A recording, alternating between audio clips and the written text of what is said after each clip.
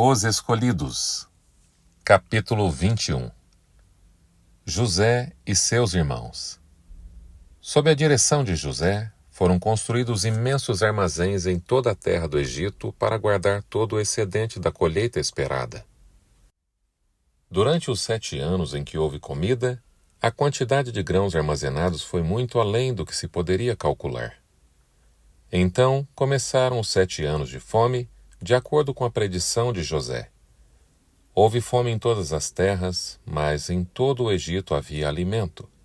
Quando todo o Egito começou a sofrer com a fome, o povo clamou ao faraó por comida.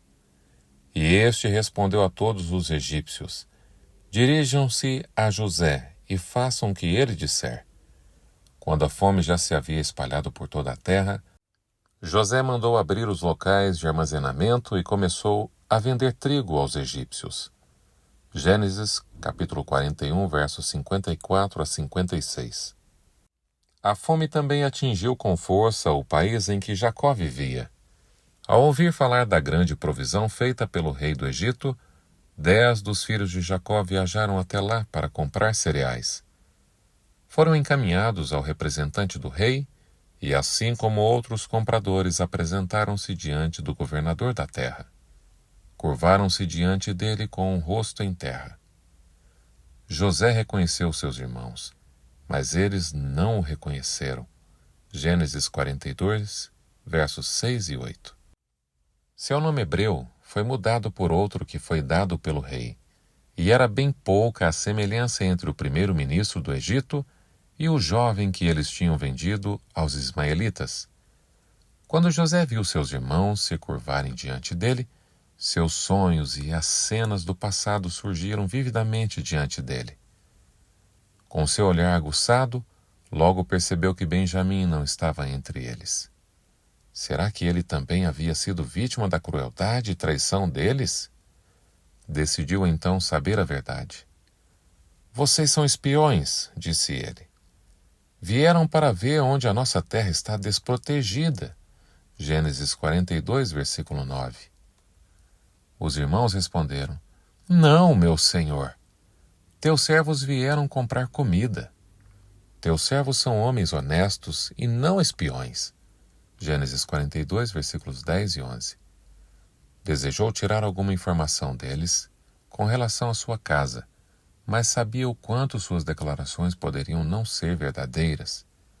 Ele repetiu a acusação, e eles responderam: teus servos eram 12 irmãos, todos filhos do mesmo pai, na terra de Canaã. O caçula está agora em casa com o pai, e o outro já morreu. Gênesis 42, versículo 13. Afirmando estar em dúvida a respeito da história que eles haviam contado, o governador declarou que eles deveriam permanecer no Egito até que um deles fosse e trouxesse o irmão mais moço. Se não fizessem isso, seriam tratados como espiões. Os filhos de Jacó não puderam concordar porque o tempo necessário para tudo isso faria suas famílias passarem fome. E quem entre eles poderia fazer a viagem sozinho, deixando seu irmão na prisão? E isso faria parecer que eles tinham sido mortos ou se tornado escravos. Se Benjamim fosse trazido, seria apenas para acabar tendo a mesma sorte deles. Decidiram ficar e sofrer juntos, em vez de causar mais tristezas ao pai pela perda do único filho que lhe restava. Assim, todos foram lançados na prisão. Homens arrependidos. Os filhos de Jacó tinham passado por uma mudança de caráter. Antes eles eram invejosos, temperamentais, enganadores, cruéis e vingativos. Mas, depois que foram provados pelas dificuldades, mostraram-se mais abnegados, leais uns com os outros, dedicados ao seu pai e, mesmo sendo já adultos, estavam sujeitos à sua autoridade. Os 3 dias que estiveram presos no Egito foram de amargura e tristeza ao referirem sobre seus pecados. Se Benjamim não pudesse ser trazido, sua condenação como espiões parecia certa. No 3º dia, José mandou que seus irmãos fossem levados perante ele. Não poderia detê-los por mais tempo, Talvez seu pai e suas famílias já estivessem sofrendo pela falta de alimento. Eu tenho temor de Deus. Se querem salvar sua vida, disse ele, façam o seguinte: se vocês são homens honestos, deixem um de seus irmãos aqui na prisão, enquanto os demais voltam, levando trigo para matar a fome das suas famílias. Tragam-me, porém, o seu irmão caçula, para que se comprovem as suas palavras e vocês não tenham que morrer. Gênesis 42, versículos 18 a 20. José se comunicava com eles por meio de um intérprete, não podendo nem de longe imaginar que o governador entendia o que falavam. Eles conversavam livremente uns com os outros em sua presença. Certamente estamos sendo punidos pelo que fizemos a nosso irmão. Vimos como ele estava angustiado quando nos implorava por sua vida, mas não lhe demos ouvidos. Por isso, nos sobreveio esta angústia. Gênesis 42, 21. Rúben, que tinha idealizado um plano para libertar José em Dotã, acrescentou: eu não lhes disse que não maltratasse o menino, mas vocês não quiseram me ouvir.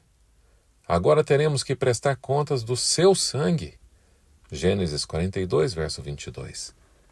José, que entendia tudo o que diziam, não pôde dominar suas emoções. Saiu e chorou. Quando voltou, ordenou que Simeão fosse amarrado diante de seus olhos e novamente levado para a prisão. No tratamento cruel que praticaram contra seu irmão, Simeão foi o instigador, o principal mentor do plano. Antes de permitir que seus irmãos partissem, José deu ordens para que recebessem o suprimento de trigo e também que o dinheiro de cada um fosse escondido na boca do saco. No caminho, um dos irmãos abriu o saco e ficou surpreso ao encontrar sua bolsa com a prata. Os outros ficaram alarmados e disseram: que é isto que Deus fez conosco? Gênesis 42, verso 28. Jacó, muito ansioso, estava aguardando a volta de seus filhos, e quando eles chegaram, todo o acampamento se reuniu animadamente em volta deles enquanto contavam ao pai tudo o que tinha acontecido. O coração de todos estava cheio de temor. A conduta do governador egípcio parecia envolver alguma coisa mal intencionada, e seus temores foram confirmados quando, ao abrirem os sacos, o dinheiro foi encontrado em cada um deles.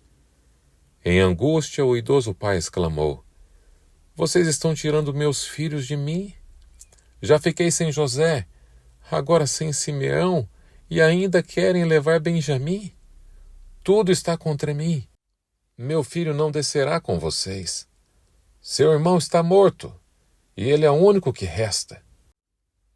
Se qualquer mal lhe acontecer na viagem que estão por fazer, vocês farão estes meus cabelos brancos descerem à sepultura com tristeza. Gênesis 42, 36 a 38.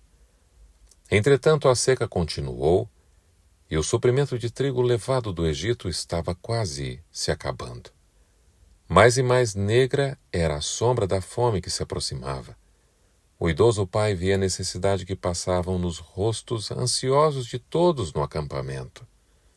Então ele disse: voltem e comprem um pouco mais de comida para nós. Gênesis 43, verso 2. Judá respondeu: o homem nos advertiu severamente. Não voltem à minha presença a não ser que tragam o seu irmão. Se enviares o nosso irmão conosco, desceremos e compraremos comida para ti. Mas se não enviares conosco, não iremos, porque foi assim que o homem falou. Não voltem à minha presença a não ser que tragam o seu irmão. Gênesis 43, versos 3 e 5.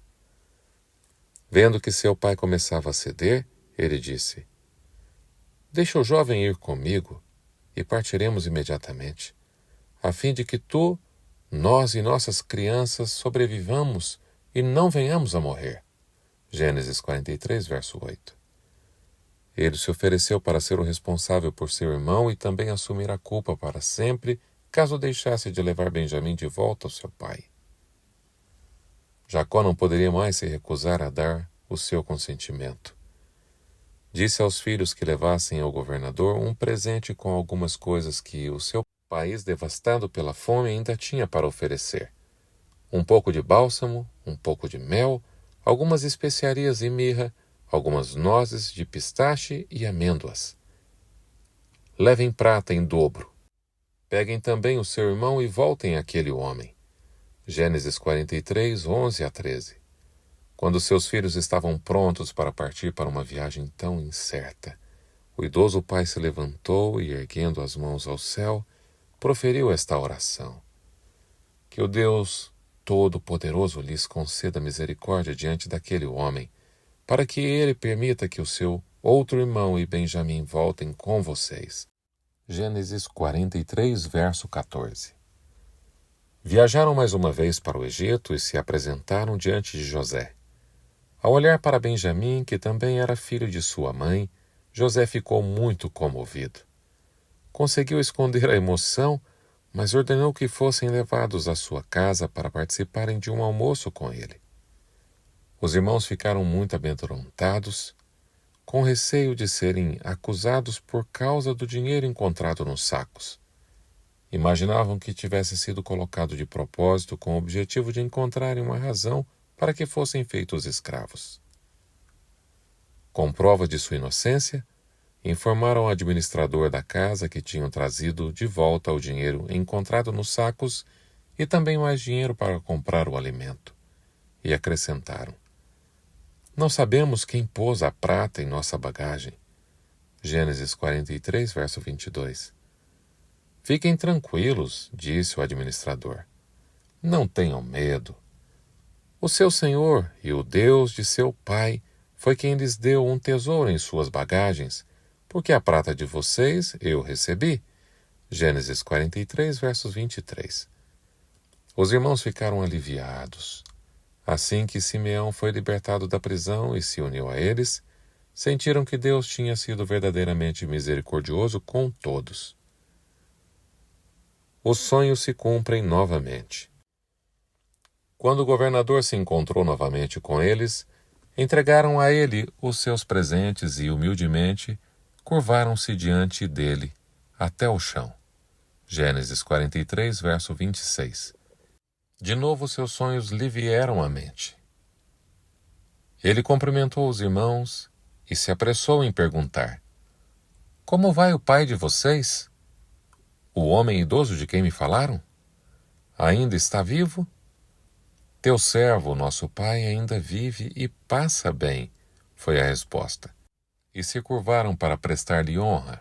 Gênesis 43, 27 e 28. Então olhou para Benjamim e disse: é este o irmão caçula de quem me falaram? E acrescentou: Deus lhe conceda graça, meu filho. Gênesis 43, 29. Mas José ficou muito emocionado ao ver o irmão e não conseguiu dizer mais nada. Entrando em seu quarto, chorou. Gênesis 43, versículo 30. Quando José conseguiu se recompor, voltou para junto dos irmãos. Pelas leis das classes sociais, os egípcios eram proibidos de comer com pessoas de qualquer outra nação. Por essa razão, foi posta uma mesa separada para os filhos de Jacó, enquanto o governador, devido à sua alta posição, comia sozinho e os egípcios também tinham mesas separadas. Quando todos se assentaram, os irmãos ficaram surpresos ao ver que foram colocados um após o outro exatamente de acordo com a idade de cada um. Então lhes serviram da mesa de José. Verso 34. Mas a porção de Benjamim era 5 vezes maior do que qualquer um deles. Com isso, esperava descobrir se o irmão mais novo era olhado com a mesma inveja e ódio que foram demonstrados a ele. Imaginando que José não compreendia sua língua, os irmãos conversavam normalmente entre si, dando a ele uma boa oportunidade para conhecer seus verdadeiros sentimentos. José ainda queria provar seus irmãos mais uma vez. Antes de saírem do Egito, ordenou que seu copo de prata fosse colocado no saco de mantimento do irmão mais novo. A prova final de arrependimento. Alegremente eles partiram de volta para a casa de seu pai. Simeão e Benjamim foram com eles. Seus animais estavam carregados de trigo e todos achavam que tinham escapado em segurança dos perigos que pareciam cercá-los. No entanto, tinham apenas chegado aos arredores da cidade, quando foram surpreendidos pelo administrador do governador, que, bastante irado, perguntou a eles: por que retribuíram o bem com o mal? Não é esta a taça que meu senhor usa para beber e fazer adivinhações? Vocês cometeram grande maldade. Gênesis 44, versos 4 e 5. Eles achavam que essa taça tinha o poder de descobrir qualquer substância venenosa que nela fosse colocada. Taças desse tipo tinham muito valor, pois eram consideradas uma proteção contra o assassinato por envenenamento. Diante da acusação do administrador, os viajantes responderam: por que o meu senhor diz isso? Longe de seus servos fazer tal coisa. Nós lhe trouxemos de volta à terra de Canaã a prata que encontramos na boca da nossa bagagem. Como roubaríamos prata ou ouro da casa do seu senhor? Se algum dos seus servos for encontrado com ela, morrerá, e nós, os demais, seremos escravos do meu senhor. Gênesis 4, 7 a 9. Concordo, disse o administrador. Somente quem for encontrado com ela será meu escravo. Os demais estarão livres. Gênesis 44, versículo 10. A busca começou logo em seguida. Cada um deles descarregou depressa sua bagagem e abriu-a. Gênesis 44, verso 11. E o administrador examinou cada uma delas, começando pela de Ruben, em ordem até chegar ao mais moço. A taça foi encontrada na bagagem levada por Benjamim. Os irmãos rasgaram suas roupas com um sentimento de completa desgraça e lentamente retornaram para a cidade. Pela própria promessa que haviam feito, Benjamim estava condenado à escravidão. Eles acompanharam o administrador até o palácio e, ao encontrarem o governador, curvaram-se até o chão diante dele. Que foi que vocês fizeram? Disse ele. Vocês não sabem que um homem como eu tem poder para adivinhar? Gênesis 44, verso 15. José pretendia saber se realmente tinham se arrependido do seu pecado. Judá respondeu: o que diremos ao meu senhor? Que podemos falar? Como podemos provar nossa inocência? Deus trouxe à luz a culpa dos teus servos. Agora somos escravos do meu senhor, como também aquele que foi encontrado com a taça. Gênesis 44, 16.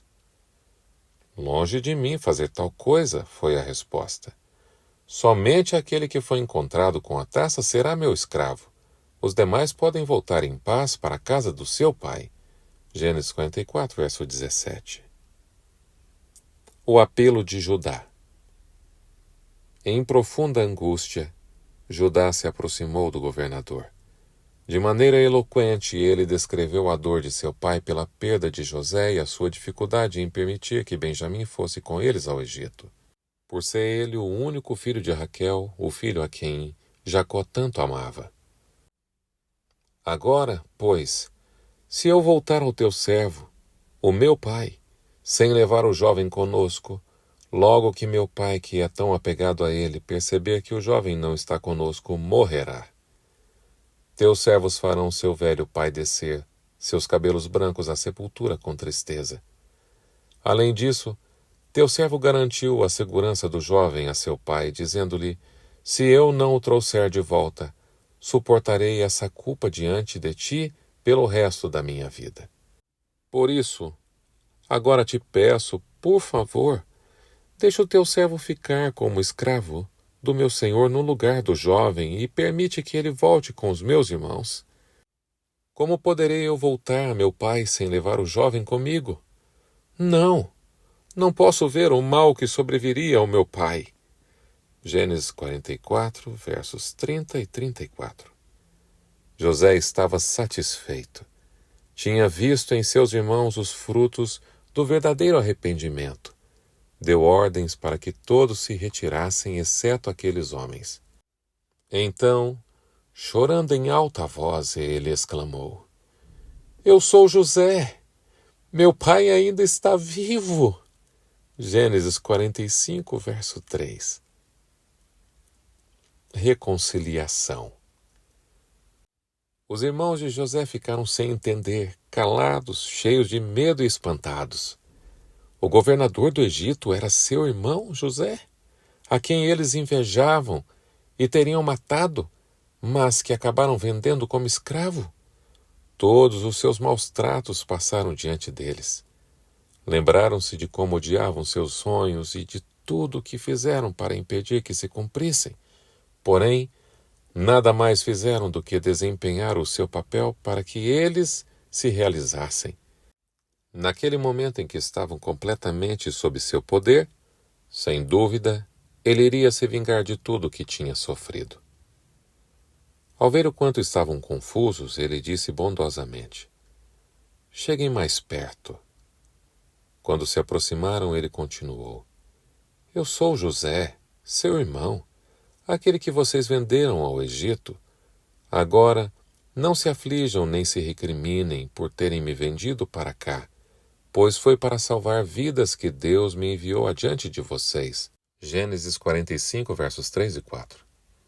Sentindo que já tinham sofrido o suficiente por sua crueldade para com ele, procurou com muita generosidade aliviar seus temores e tirar deles a amargura por continuarem se condenando. Deus me enviou à frente de vocês para lhes preservar um remanescente nesta terra e para salvar-lhes a vida com grande livramento. Assim, não foram vocês que me mandaram para cá, mas sim o próprio Deus. Ele me tornou ministro do Faraó e me fez administrador de todo o palácio e governador de todo o Egito. Voltem depressa a meu pai e digam-lhe: Assim diz o seu filho José: Deus me fez senhor de todo o Egito. Vem para cá, não te demores. Tu viverás na região de Gósen, tu, os teus filhos, os teus netos, as tuas ovelhas, os teus bois e todos os teus bens. Eu te sustentarei ali, porque ainda haverá 5 anos de fome. Do contrário, tu, a tua família e todos os teus rebanhos acabarão na miséria. Gênesis 45, versículos 7 a 11. Então ele se lançou chorando sobre o seu irmão Benjamim e o abraçou, e Benjamim também o abraçou chorando. Em seguida beijou todos os seus irmãos e chorou com eles. E só depois os seus irmãos conseguiram conversar com ele.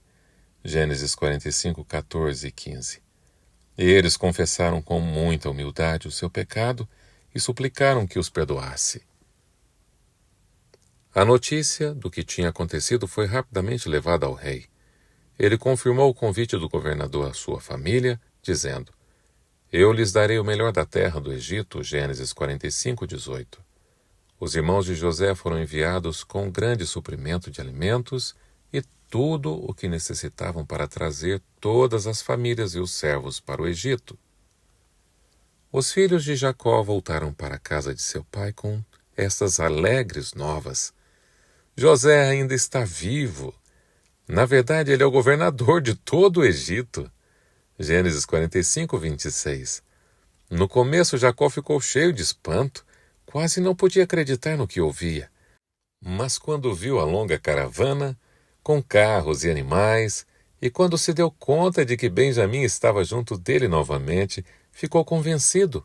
Com imensa alegria exclamou: Basta! Meu filho José ainda está vivo! Irei vê-lo antes que eu morra. Gênesis 45, verso 28. Mais um ato de humilhação restava para aqueles 10 irmãos. Eles confessaram então para o pai o engano e a crueldade que trouxeram tantos anos de amargura à sua vida e também a deles, durante todo aquele tempo. Jacó nunca poderia imaginar que fossem capazes de cometer um pecado tão vil, mas ele perdoou seus filhos pelo erro cometido e os abençoou. O pai e seus filhos, com todas as suas famílias, seus rebanhos e o gado, além de outros que faziam parte do acampamento, logo estavam a caminho do Egito. Numa visão à noite veio a palavra divina. Não tenha medo de descer ao Egito, porque lá farei de você uma grande nação. Eu mesmo descerei ao Egito com você e certamente o trarei de volta. Gênesis 46, versículos 3 e 4. A promessa de inumeráveis descendentes, como as estrelas do céu, tinha sido dada a Abraão, mas até aquela época, o povo escolhido tinha aumentado muito vagarosamente. Naquela época, a terra de Canaã estava sob o domínio de poderosas tribos pagãs que não seriam tiradas de lá até a quarta geração. Gênesis 15, 16. Para se tornar um povo numeroso, os descendentes de Israel deveriam ou expulsar os habitantes da terra ou se dispersar entre eles. Se eles se misturassem aos cananeus, estavam em perigo de ser atraídos à idolatria. Por outro lado, o Egito oferecia as condições necessárias para o cumprimento do plano divino. Uma região do país, bem regada e fértil, estava à disposição deles, proporcionando as condições necessárias e todas as vantagens para o seu rápido crescimento. Permaneceriam como um povo distinto e separado, excluído da participação da idolatria reinante no país. Quando chegaram ao Egito, todo o povo se encaminhou para a terra de Gósen. José foi para lá em sua carruagem oficial, acompanhado de uma grande comitiva. Apenas um pensamento enchia a sua mente. Uma saudade imensa que fazia seu coração vibrar. Ao ver os viajantes se aproximando, o amor, cujos sentimentos tinham sido reprimidos por tantos anos, não mais poderia ser controlado. Ele desceu de sua carruagem e correu para saudar seu pai. Assim que o viu, correu para abraçá-lo e, abraçando a ele, chorou longamente. E Israel disse a José: Agora já posso morrer, pois vi o seu rosto e sei que você ainda está vivo. Gênesis 46, 29 e 30. José desejava livrar seus irmãos das tentações a que estariam expostos em uma corte pagã. Assim, ele os aconselhou a dizer ao faraó qual era exatamente sua ocupação. Os filhos de Jacó seguiram esse conselho, sendo cuidadosos também em declarar que tinham vindo para estar apenas por um tempo naquela terra, e não para se tornarem habitantes permanentes, reservando assim a eles o direito de partirem quando desejassem. O fim da vida de Jacó. Não muito tempo depois de ter chegado ao Egito, José levou seu pai para ser apresentado ao faraó. Jacó era um estranho nas cortes reais, mas em meio às grandiosas cenas da natureza, manteve sua comunhão com o governador mais poderoso. Naquele momento, em consciente superioridade, levantou as mãos e abençoou o faraó. Em sua primeira saudação a José, Jacó falou como se estivesse pronto para morrer, depois de ter colocado um ponto final tão feliz em sua longa ansiedade e tristeza. Ainda seriam concedidos a ele mais 17 anos na tranquila e afastada terra de Gósen. Esses anos foram um feliz contraste com os anos turbulentos que Jacó tinha vivido até então. Ele viu em seus filhos evidência do verdadeiro arrependimento. Sua família estava rodeada de todas as condições necessárias para o desenvolvimento de uma grande nação. Sua fé se apegou à certeza da promessa de que no futuro seriam levados para viver em Canaã outra vez. Ele mesmo estava cercado de toda demonstração de amor e fervor que o primeiro-ministro do Egito poderia lhe conceder. Jacó reconhece os filhos de José. Outra questão importante que necessitava de atenção: os filhos de José deveriam ser formalmente reconhecidos como parte dos filhos de Israel. Ao vir para sua última visita ao seu pai, José levou consigo Efraim e Manassés. Por meio de sua mãe, esses jovens estavam ligados à mais alta ordem do sacerdócio egípcio e a posição de seu pai abria diante deles os caminhos da riqueza e da honra. caso preferissem se unir aos egípcios. Contudo, era desejo de José que eles se unissem ao povo de seu pai. Com isso, ele demonstrou sua fé na promessa do concerto, renunciando em favor de seus filhos todas as honras que a corte do Egito oferecia para ter um lugar entre as menosprezadas tribos de pastores, às quais foram confiados os oráculos de Deus.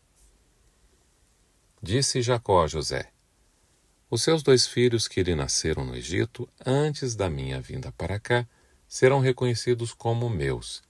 Efraim e Manassés serão meus, como são meus Rubens e Simeão. Deveriam ser reconhecidos como seus e se tornarem chefes de tribos distintas. Gênesis 48, versículo 5. Ao se aproximarem, o patriarca os abraçou e os beijou, colocando solenemente as mãos sobre a cabeça deles para abençoá-los. Então ele orou: que o Deus a quem serviram meus pais Abraão e Isaque, o Deus que tem sido o meu pastor em toda a minha vida até o dia de hoje, o anjo que me redimiu de todo o mal, abençoe estes meninos. Gênesis 48, 15 e 16. Não havia nenhuma queixa dos dias do passado. Ele não considerava mais suas provações e tristezas coisas que recaíram sobre ele. Em sua memória guardava apenas as lembranças da misericórdia e amorável bondade de Deus, que estiveram com Jacó durante toda a sua peregrinação. Todos os filhos de Jacó foram reunidos ao redor do seu leito de morte. Então Jacó chamou seus filhos e disse: ajuntem-se ao meu lado para que eu lhes diga o que lhes acontecerá nos dias que virão. Gênesis 49, versículo 1. Jacó prediz o futuro de seus filhos.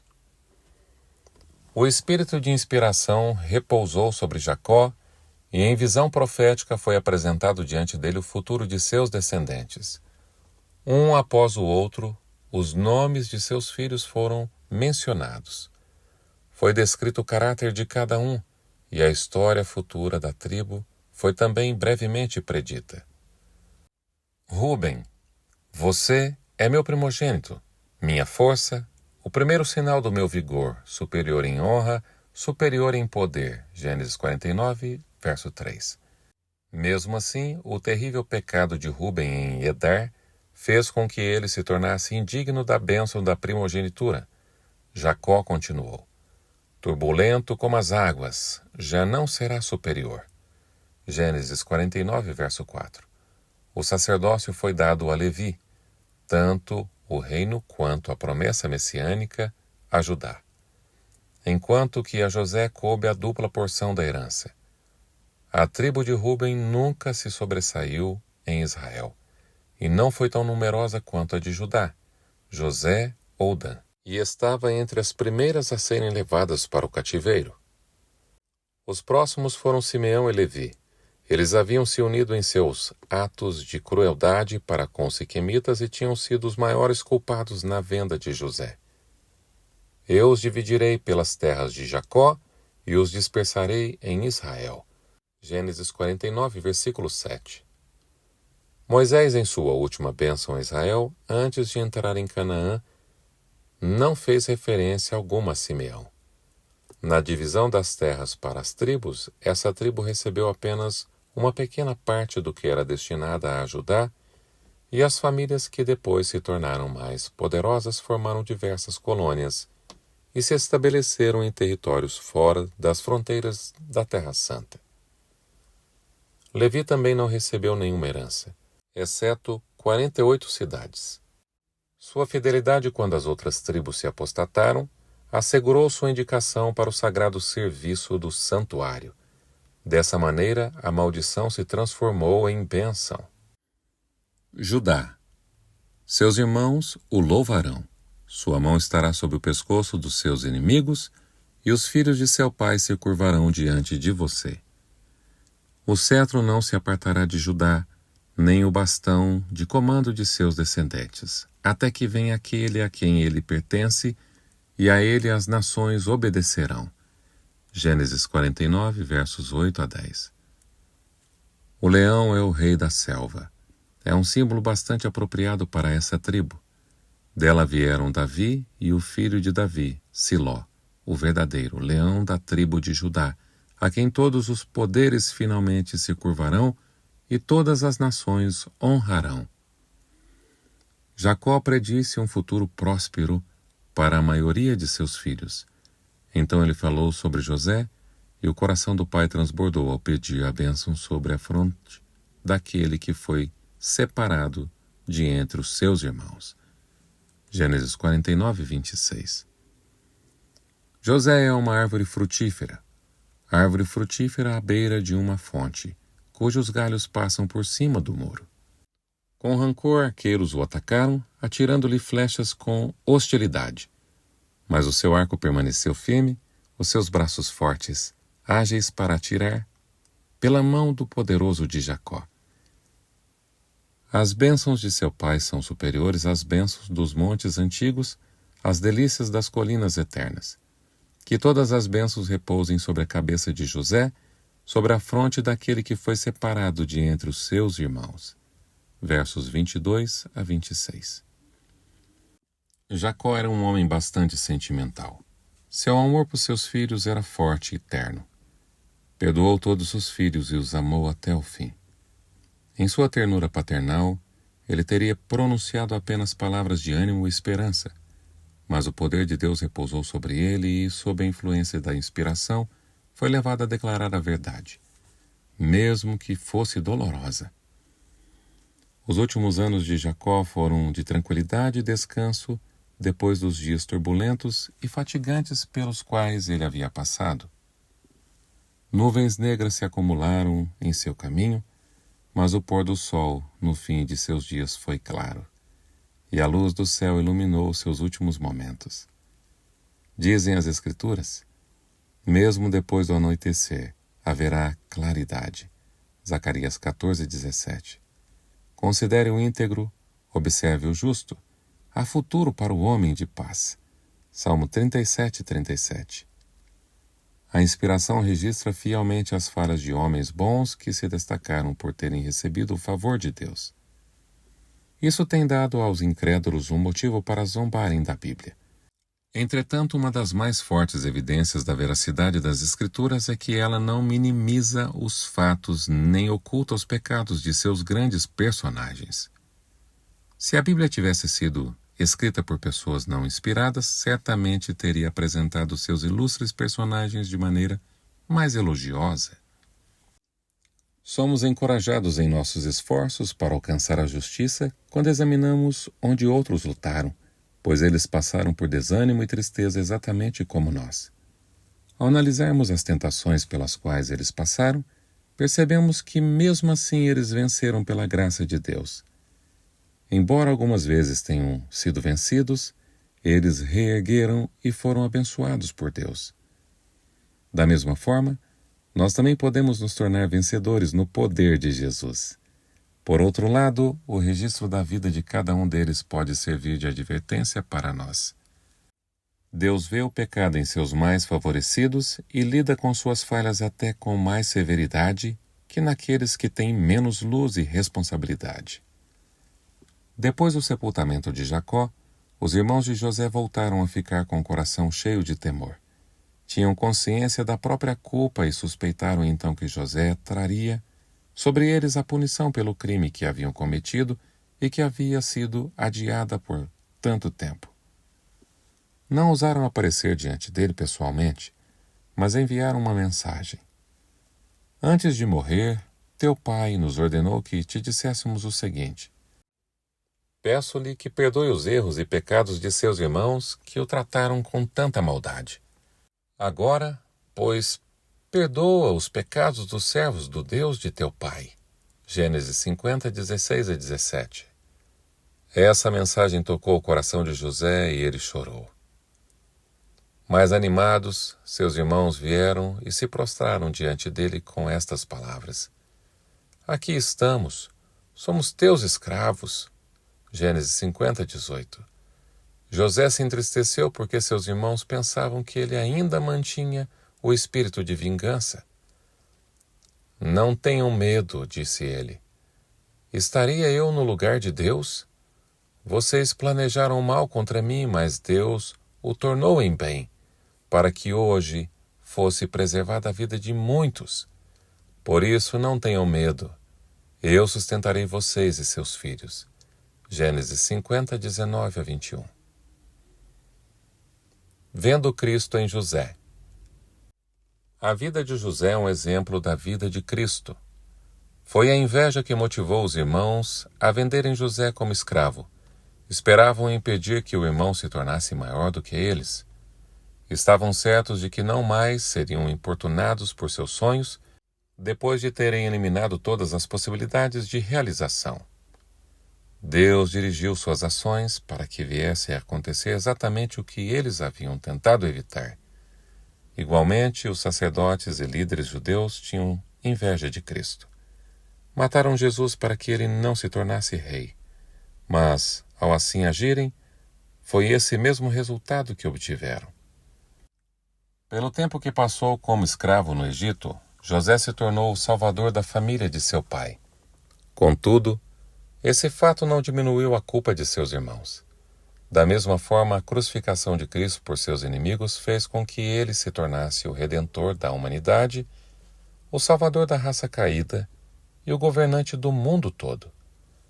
O crime de seus irmãos malfeitores foi simplesmente tão hediondo que era como se a mão guiadora de Deus não estivesse dirigindo os acontecimentos.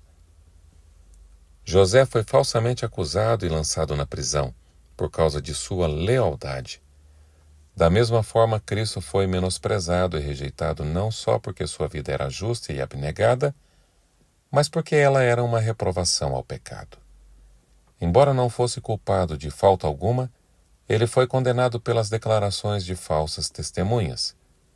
A paciência de José diante da injustiça, sua disposição em perdoar e a nobreza de sua generosidade para com seus irmãos desnaturados representam não apenas o sofrimento resignado do Salvador diante do ódio e abuso de homens maus, mas principalmente o seu perdão a todos que vão a ele, confessando seus pecados com humildade.